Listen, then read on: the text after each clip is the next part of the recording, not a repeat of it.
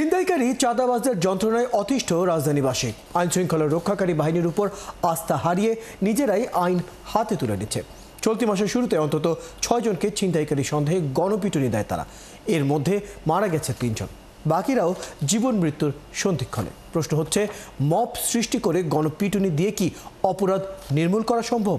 উত্তর খুঁজেছেন সহকর্মী আশিক মাহমুদ। 10 সেপ্টেম্বর সকাল 7টা মোহাম্মদপুরের চন্দ্রিমা হাউজিং এলাকায় রাস্তার উপর কয়েকজন মিলে ছিনতাইকারী সন্দেহে এক যুবককে বেধড়ক পেটাচ্ছেন, আর তা দাঁড়িয়ে দাঁড়িয়ে দেখছেন আরও বেশ কিছু মানুষ। এভাবে পেটানোর পর এক পর্যায়ে মৃত্যুর কোলে ঢলে পড়ে যুবকটি। খোঁজ নিয়ে জানা যায় নিহত যুবকের নাম হানিফ। পরিবার সহ থাকতেন মোহাম্মদপুরের নবীনগর হাউজিং এলাকায়।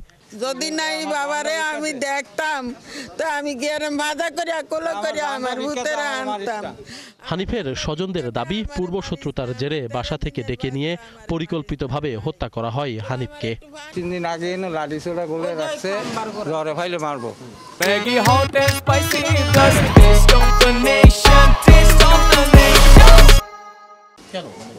কেন আলোকে কি সত্যি আমি ওই মালিকের বলে দিনকে মারছিল। এর কইতে আছে পূর্ব অপরাধ করছে, তবে পূর্ব অপরাধ করলে সেটা আইন আছে, সাজা আছে। যেমন নুরু, আব্বাস,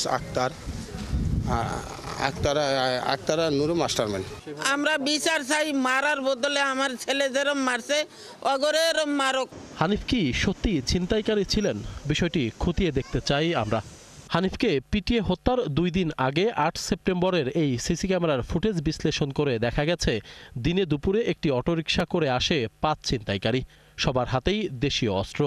ঘিরে ধরে এক পথচারীকে, অস্ত্র ঠেকিয়ে কেড়ে নেয় টাকা, মোবাইল ও ঘাড়ের ব্যাগসহ সবকিছু। এই ছিনতাইকারীদের মধ্যে ব্যাগ ঘাড়ে করে চলে যাচ্ছে এই যুবকের নাম হানিফ। তাকেই পিটিয়ে হত্যা করা হয়েছে। শুধু হানিফ না, চলতি মাসের শুরুর দিকে মোট 6 জনকে ছিনতাইকারী সন্দেহে গণপিটুনি দেয় মোহাম্মদপুর ও আদাবরবাসী। এদের মধ্যে 3 জন প্রাণ হারিয়েছে, বাকিদের অবস্থাও গুরুতর। কেন সাধারণ মানুষ আইন হাতে তুলে নিচ্ছে, প্রশ্ন ছিল স্থানীয়দের কাছে। আইন প্রশাসন আগের মতো নাই, কোনো পুলিশ তো আসে না এখন, কথা বুঝছেন? এখন জনগণ এখন রাগ হয়ে গেছে, মানে অতিষ্ঠ হয়ে গেছে। আমার বাড়ি এক ছিনতাইকারী খুব মারলো, আমার ভাই মারা যাওয়ার মতো অবস্থা। আমি ওরা চিনি, ওই খেলাটা করছে, তখন আমি করে মারবো না। একটা মানুষ রিক্সা চালাইলে সারাদিন রিক্সা চালায়, সন্ধ্যাবেলা সে টাকাটা নিয়ে গেল হাইজ্যাক করে তখন তো মানুষ বিরক্ত হয়ে যায়, তাই না? এই মতের ভিন্নতাও আছে।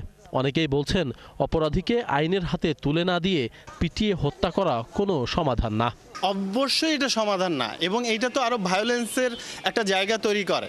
মব জাস্টিস বলেন, এটা তো খুবই, এটা নিয়ে দীর্ঘ সময় ধরে আলোচনা হচ্ছে যে এটা একটা রাষ্ট্র গঠনে, একটা রাষ্ট্র কাঠামোতে মব বলতে কিছু থাকতে পারে না যদি আইনি কাঠামো সঠিক থাকে। যতই ওরা সন্ত্রাস যদি হয়েও থাকে, ওদের একটা কাজ ছিল কি, ওদের পিটাইয়া দরকার আইনের হাতে তুলে দেওয়ার কথা ছিল।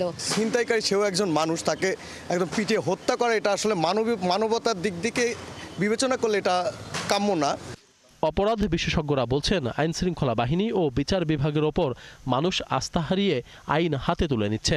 মানুষ যদি কোনো একটা অপরাধ প্রবণতার কারণে অতিষ্ঠ হয়ে গণপিটুনি দেওয়া শুরু করে, তখন যারা পরিকল্পিত বা উদ্দেশ্যপ্রণোদিতভাবে গণপিটুনি দিয়ে নিজের কোনো স্বার্থ আদায় করতে চায় বা অতীতের কোনো তিক্ত অভিজ্ঞতার প্রেক্ষাপটে কোনো প্রতিশোধ নেওয়ার মানসিকতা থাকে, তখন এই ঘটনাগুলো কিন্তু বেড়ে যাবে। ওই পরিকল্পিত গণপিটুনি যে একটি অপরাধ, আইন ভঙ্গ করার যে প্রসঙ্গ, যার অবশ্যই বিচার হওয়া প্রয়োজন, তখন এই গুরুতর অপরাধটা মানে ধামাচাপা পড়ে যাবে এবং আলোচনার বাইরে চলে যাবে।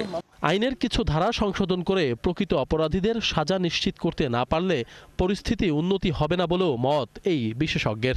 এখন তো এখানে পেশাদার অপরাধী তৈরি হচ্ছে, সুতরাং এই আইনগুলো সংশোধন করে কঠোর এবং দৃষ্টান্তমূলক সাজার ব্যবস্থা করতে না পারলে এখান থেকে খুব একটা বেশি পরিবর্তন আসবে না। আশিক মাহমুদ, ৭১, ঢাকা।